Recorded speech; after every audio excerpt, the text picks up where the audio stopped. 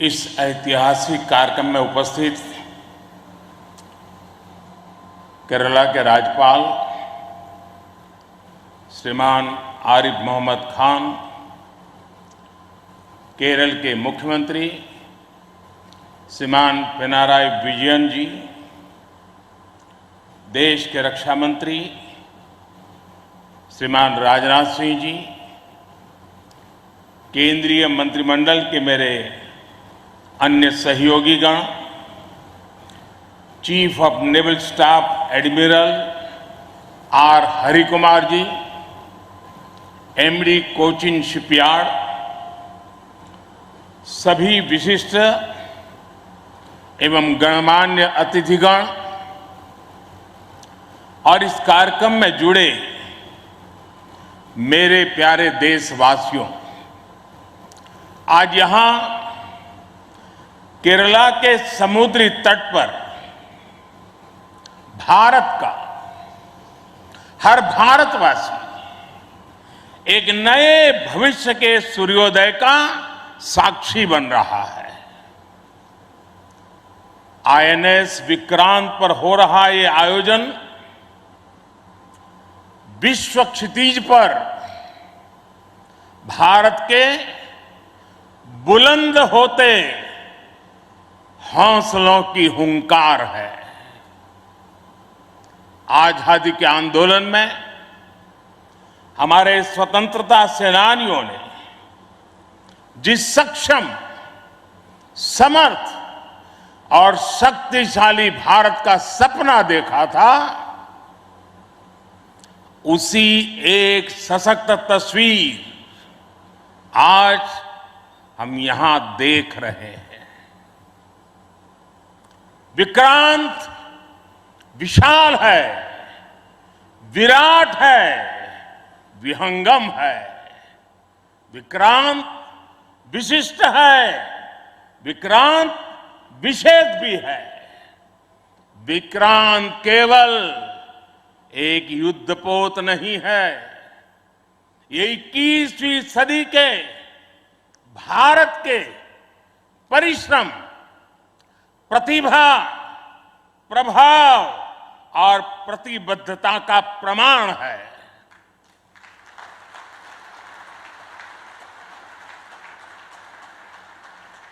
यदि लक्ष्य दुरंत है, यात्राएं दिगंत है, समंदर और चुनौतियां अनंत है, तो भारत का उत्तर है विक्रांत।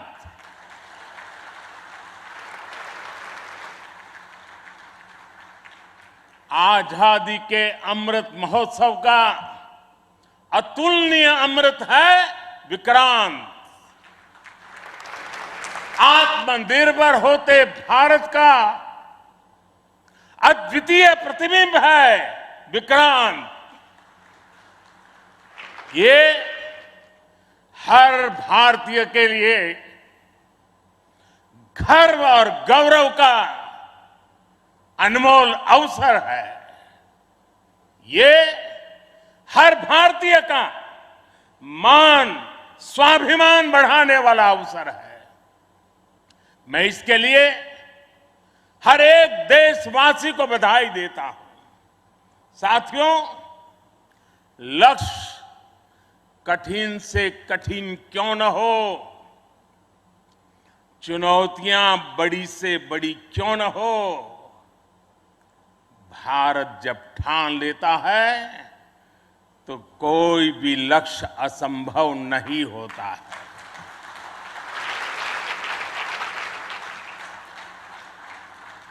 आज भारत विश्व के उन देशों में शामिल हो गया है जो स्वदेशी तकनीक से इतने विशाल एयरक्राफ्ट कैरियर का निर्माण करता है। आज आईएनएस विक्रांत ने देश को एक नए विश्वास से भर दिया है। देश में एक नया भरोसा पैदा कर दिया है। आज विक्रांत को देखकर समंदर की ये लहरें समंदर की ये लहरें आह्वान कर रही है, अमर्त्य वीर पुत्र हो, अमर्त्य वीर पुत्र हो, दृढ़ प्रतिज्ञ सोच लो, प्रशस्त पुण्य पंथ है, प्रशस्त पुण्य पंथ है। बढ़े चलो, बढ़े चलो, बढ़े चलो।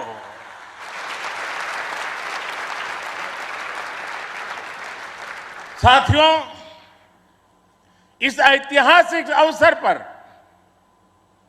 मैं भारतीय नौसेना का कोचिन शिपयार्ड के सभी इंजीनियर्स, वैज्ञानिकों और मेरे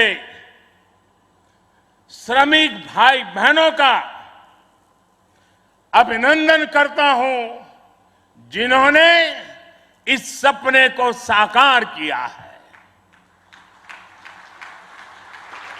केरला की पुण्य भूमि पर देश को ये उपलब्धि एक ऐसे समय पर मिली है जब ओणम का पवित्र पर्व भी चल रहा है। मैं सभी देशवासियों को इस अवसर पर ओणम की हार्दिक शुभकामनाएं भी देता हूं। साथियों, आईएनएस विक्रांत के हर भाग की अपनी एक खूबी है,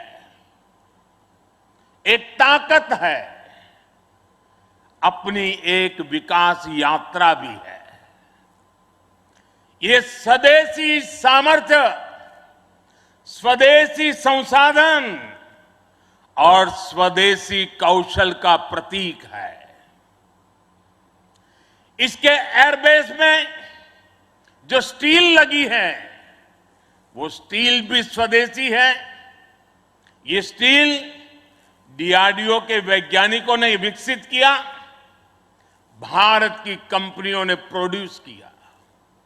एक युद्धपोत से भी ज्यादा एक तैरता हुआ एयरफील्ड है, एक तैरता हुआ शहर है। इसमें जितनी बिजली पैदा होती है, उससे 5000 घरों को रोशन किया जा सकता है। इसका फ्लाइट डेक भी 2 फुटबॉल ग्राउंड के बराबर है। विक्रांत में जितने केबल्स और वायर्स इस्तेमाल हुए हैं, वो कोची से शुरू हो तो काशी तक पहुंच सकते हैं।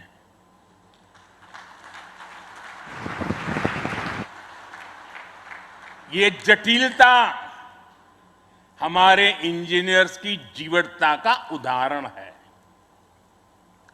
मेगा इंजीनियरिंग से लेकर नैनो सर्किट्स तक पहले जो भारत के लिए अकल्पनीय था, वो हकीकत में बदल रहा है।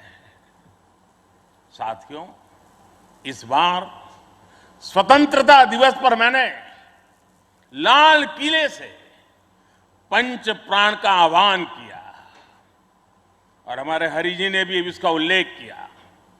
इन पंच प्राणों में पहला प्राण है विकसित भारत का बड़ा संकल्प, दूसरा प्राण है गुलामी की मानसिकता का संपूर्ण त्याग, तीसरा प्राण है अपनी विरासत पर गर्व, चौथा और पांचवा प्राण है देश की एकता, एकजुटता और नागरिक कर्तव्य। आईएनएस विक्रांत के निर्माण और इसकी यात्रा में हम इन सभी पंच प्राणों की ऊर्जा को देख सकते हैं। आईएनएस विक्रांत इस ऊर्जा का जीवन संयंत्र है। अभी तक इस तरह के एयरक्राफ्ट कैरियर केवल विकसित देश ही बनाते थे। आज भारत ने इस लीग में शामिल होकर विकसित राष्ट्र की दिशा में एक और कदम बढ़ा दिया है।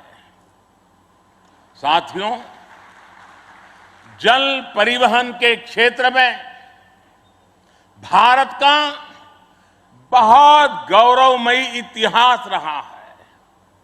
हमारी समृद्ध विरासत रही है। हमारे यहां नौकाओं और जहाजों से जुड़े श्लोकों में बताया गया है, दीर्घिका तरणिहि लोला गत्वरा गामिनी तरीहि जंगाला प्लाविनी चैव धारिणी वेगिनी तथा। ये हमारे शास्त्रों में इतना वर्णन है। दीर्घिका तरुणी लोला गत्वरा गामिनी जंगाला प्लाविनी धारिणी वेगिनी। हमारे यहां जहाजों और नौकाओं के अलग अलग आकार और प्रकार होते थे। हमारे वेदों में भी नौकाओं, जहाजों और समुद्र से जुड़े कितने ही मंत्र आते हैं। वैदिक काल से लेकर गुप्त काल और मौर्य काल तक भारत के समुद्री सामर्थ्य का डंका पूरे विश्व में बजता था।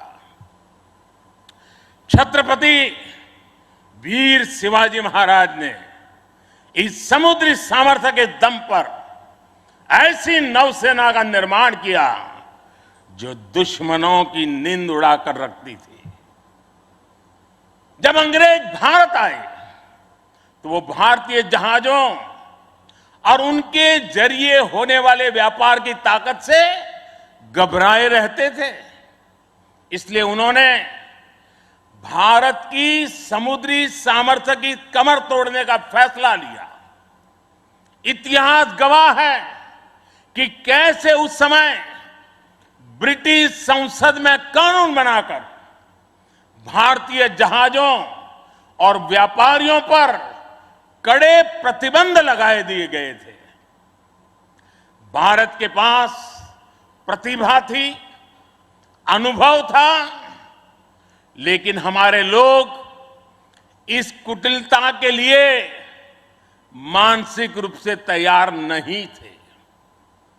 हम कमजोर पड़े और उसके बाद गुलामी के कालखंड में अपनी ताकत को धीरे धीरे भुला बैठे। अब आजादी के अमृत काल में भारत अपनी उस खोई हुई शक्ति को वापस ला रहा है। उस ऊर्जा को फिर से जगा रहा है। साथियों, आज 2 सितंबर 2022 की ऐतिहासिक तारीख को इतिहास बदलने वाला एक और काम हुआ है। आज भारत ने गुलामी के एक निशान, गुलामी के एक बोझ को अपने सीने से उतार दिया है। आज से भारतीय नौसेना को एक नया ध्वज मिला है। अब तक भारतीय नौसेना के ध्वज पर गुलामी की पहचान बनी हुई थी, लेकिन अब आज से छत्रपति शिवाजी महाराज से प्रेरित नौसेना का नया ध्वज समंदर और आसमान में लहराएगा।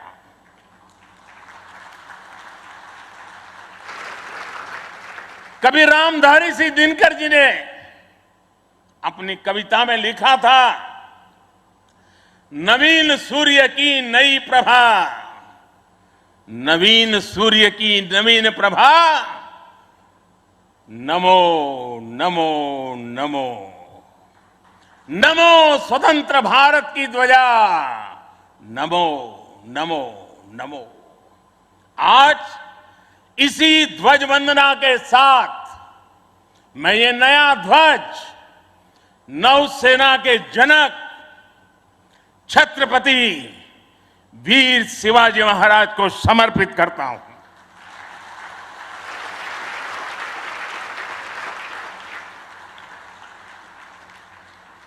मुझे विश्वास है भारतीयता की भावना से ओतप्रोत ये नया ध्वज भारतीय नौसेना के आत्मबल और आत्मसम्मान को नई ऊर्जा देगा। साथियों, हमारी सेनाओं में किस तरह बदलाव आ रहा है, उसका एक और अहम पक्ष मैं सभी देशवासियों के सामने रखना चाहता हूं।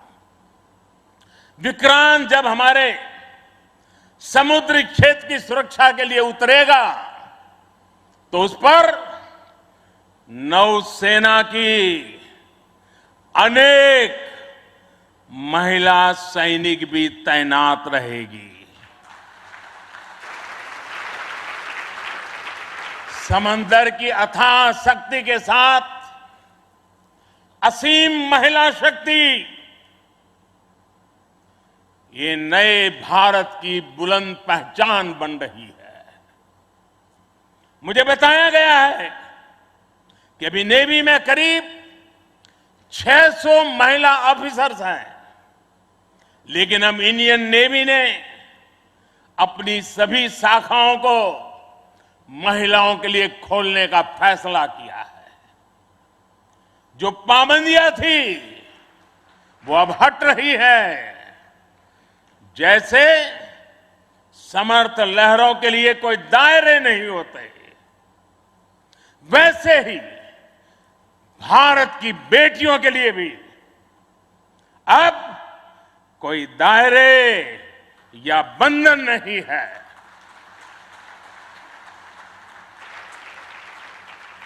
अभी 1-2 साल पहले विमेन ऑफिसर्स ने तारिणी बोट से पूरी पृथ्वी की परिक्रमा की थी।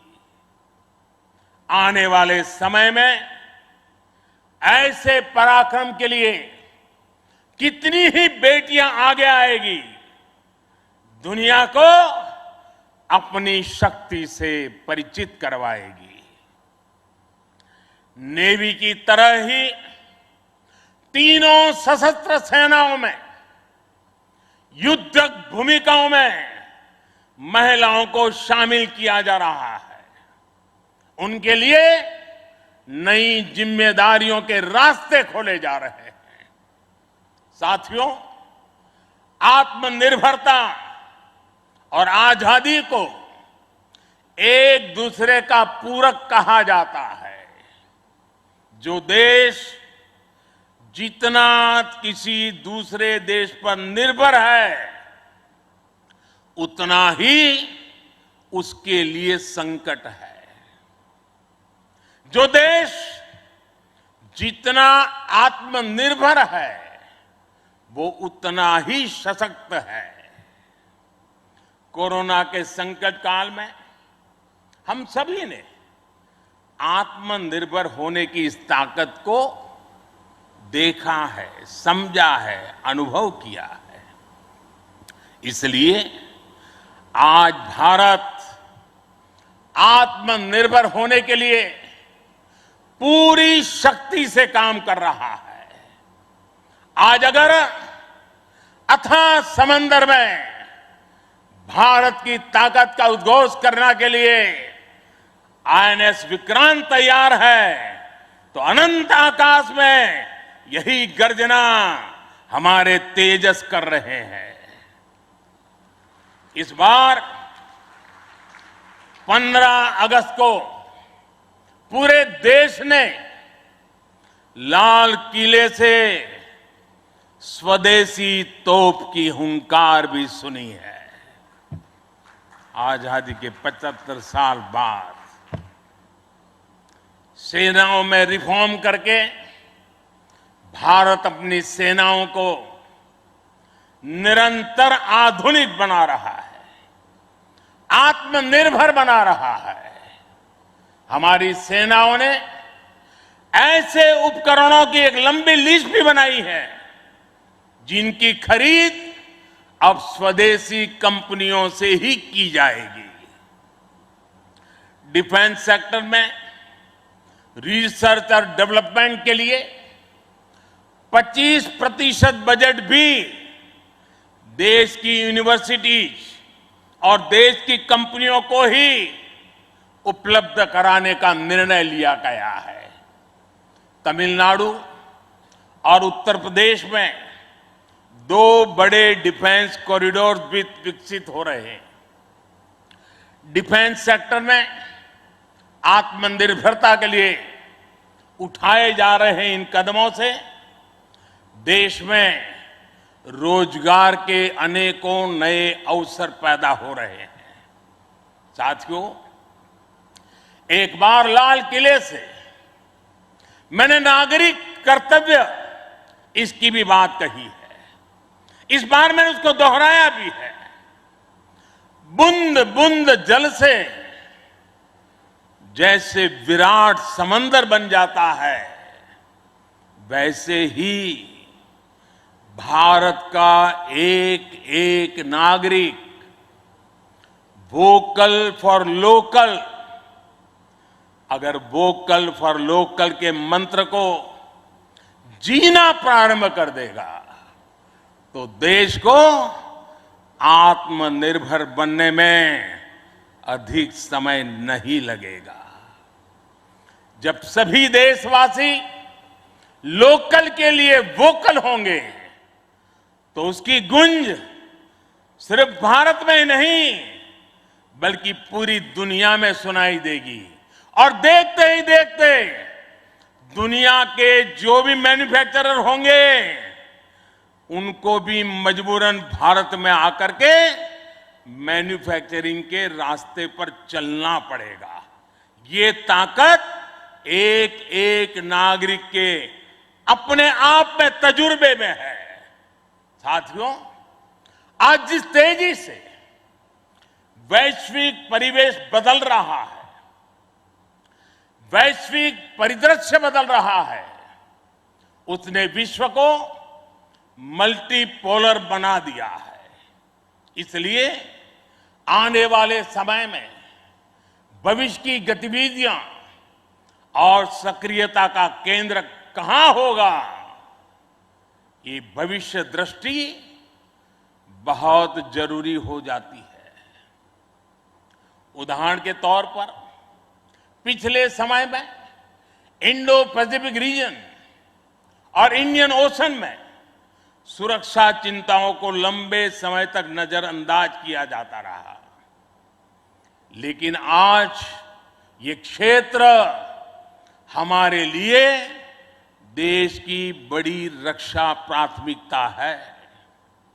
इसलिए हम नौसेना के लिए बजट बढ़ाने से लेकर उसकी क्षमता बढ़ाने तक हर दिशा में काम कर रहे हैं। आज चाहे ऑफशोर पेट्रोल वेसल्स हो, सबमरीन्स हो या एयरक्राफ्ट कैरियर्स हो, आज भारत की नौसेना की ताकत अभूतपूर्व गति से बढ़ रही है। इससे आने वाले समय में हमारी नेवी और मजबूत होगी। ज्यादा सुरक्षित सी लेन्स, बेहतर मॉनिटरिंग और बेहतर प्रोटेक्शन से हमारा एक्सपोर्ट, मैरीटाइम ट्रेड और मैरीटाइम प्रोडक्शन भी बढ़ेगा। इससे केवल भारत ही नहीं बल्कि दुनिया के दूसरे देशों और विशेषकर हमारे पड़ोसी मित्र राष्ट्रों के लिए व्यापार और समृद्धि के नए रास्ते खुलेंगे। साथियों, हमारे यहां शास्त्रों में कहा जाता है और बहुत महत्वपूर्ण बात कही जाती है, और जिस बात को हमारे लोगों ने संस्कार के रूप में जिया है। हमारे यहां शास्त्रों में कहा गया है, विद्या विवादाय, धनम मदाय, शक्ति ही परेशान पर पीड़नाय, खलस्य साधो विपरीतम एतत् ज्ञानाय दानाय च रक्षणाय। अर्थात दुष्ट की विद्या विवाद करने के लिए, धन घमंड करने के लिए और शक्ति दुष्करों को प्रताड़ित करने के लिए होती है। लेकिन सज्जन के लिए ये ज्ञान, दान और कमजोर की रक्षा का जरिया होता है। यही भारत का संस्कार है। इसलिए विश्व को सशक्त भारत की ज्यादा जरूरत है। मैंने एक बार पढ़ा था कि एक बार जब डॉक्टर एपीजे अब्दुल कलाम से किसी ने पूछा कि आपका व्यक्तित्व तो बड़ा शांति प्रिय है, आप तो बड़े शांत व्यक्ति लगते हैं, तो आपको हथियारों की क्या जरूरत लगती है? कलाम साहब ने कहा था, शक्ति और शांति एक दूसरे के लिए जरूरी है। और इसलिए आज भारत बल और बदलाव दोनों को एक साथ लेकर चल रहा है। मुझे विश्वास है, सशक्त भारत शांत और सुरक्षित विश्व का मार्ग प्रशस्त करेगा। इसी भाव के साथ हमारे बहादुर जवानों को, वीर सेनानियों को आदरपूर्वक उनका गर्व करते हुए आज के इस महत्वपूर्ण अवसर को, उनकी वीरता को समर्पित करते हुए आप सबका मैं हृदय से बहुत बहुत धन्यवाद करता हूं। जय हिंद। देवियों और सज्जनों, भारत के प्रधानमंत्री श्री नरेंद्र मोदी की भव्य उपस्थिति में एक बुलंद आवाज में मेरे साथ